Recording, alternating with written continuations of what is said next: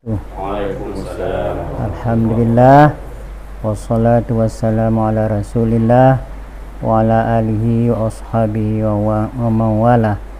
Pada tengku-tengku, ibu-ibu, khususnya jamaah tarekat Naqsyabandiyah,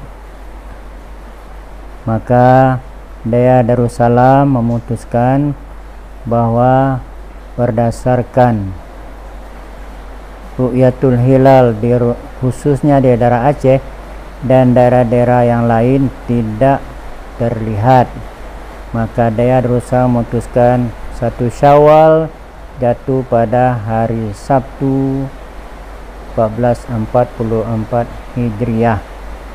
Demikian saja, terima kasih.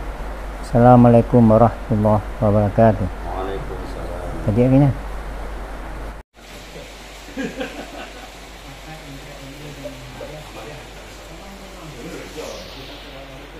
Terus lanjut aja.